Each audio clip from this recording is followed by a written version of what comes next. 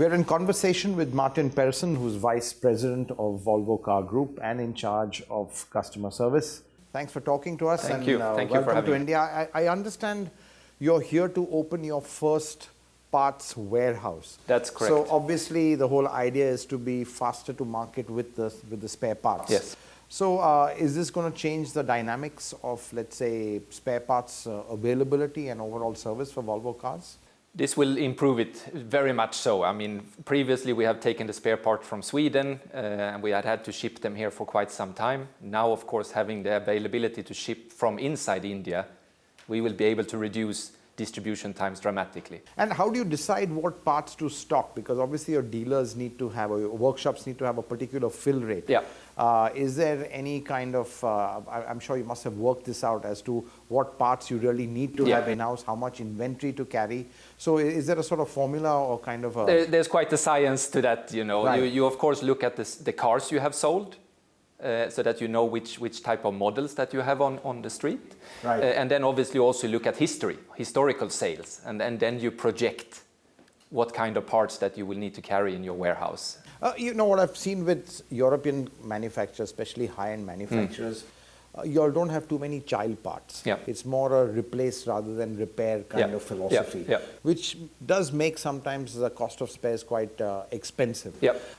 Is this something, going forward, is this kind of strategy going to continue of just maybe replacing the defective part, but that is expensive, or will you are you breaking them down to further child parts so you don't have to really incur a whole cost? If just a part is gone, you don't have to change the whole module or the component. I mean, we always look at providing a competitive cost of ownership, but I can also say, the cars are becoming more complex. If you look at the bumper, for example, we today have so many sensors in a bumper for our safety systems that actually is very difficult to repair it because you need to maintain the integrity and the performance of all the safety systems. So that's interesting. So what you're saying is with the complexity of cars, repair is getting more difficult and just replacing is a much easier option.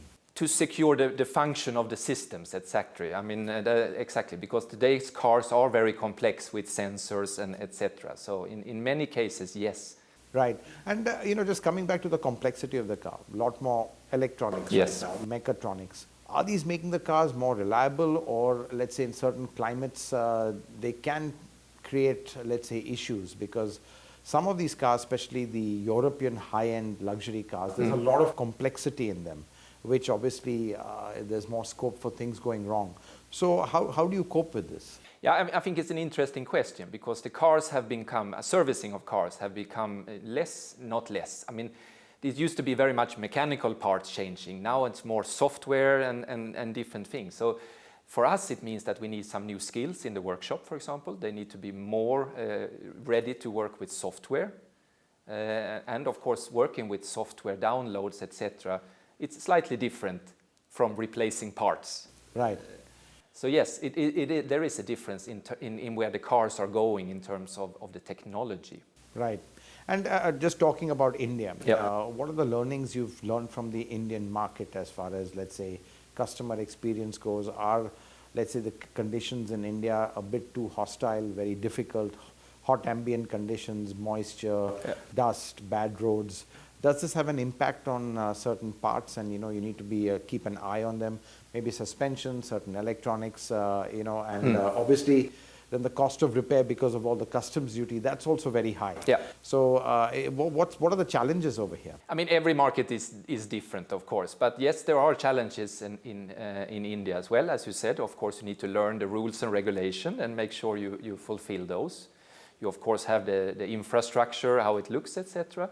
But I would say we as Volvo are quite used to going into different markets. So, of course, we learn how to adapt to the local conditions. Right. And moving forward, looking at the way, the automotive industry is going, more and more electrification is coming. Yes. Do you think it will reach a point where if there was no IC engine, that actually the cars will become simpler, a bit more reliable, and maybe the whole cost of ownership and customer experience might become better? Electric cars are different.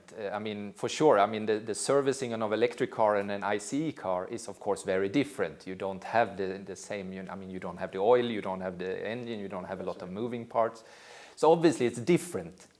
But it still comes back to what we spoke about before, having competent workshops and somebody who talks to the customer. Those things will not change. Right. But it just require maybe completely different skill sets. Exactly, to and in infrastructure at the dealerships, tools, etc., you know, need to change. Yes. Right.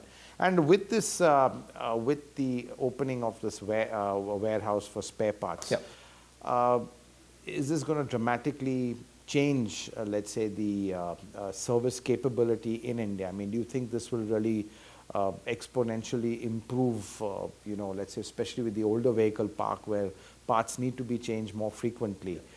Is this, are you banking on this to really change the whole experience? For sure. I mean, we will be able to cut, as we said, service time, I mean, the delivery timings dramatically, which means that the customers can feel much more confident when they go to a workshop that we will be able to find the part, get the part there quickly, right, and meet their requirements. And in terms of models, how far do you go back? I mean, do you stock models for the last maybe, well, Volvo's not been here for 10 years, but I mean, right from the beginning, I mean, what's the kind of... We stock whatever we need. Right. So if there is a customer demand in the market, right, if the car is here in India and the customer is here, we will find those parts. And globally, as a policy, how long do you keep producing the parts for? We usually try to cover 15 years. 15 years. After 15 years, we have an old car program where we still try to find a classic parts program, right, where we still try to find the parts. But of course, it gets a bit more difficult after 15 years. But 15 years is a long time.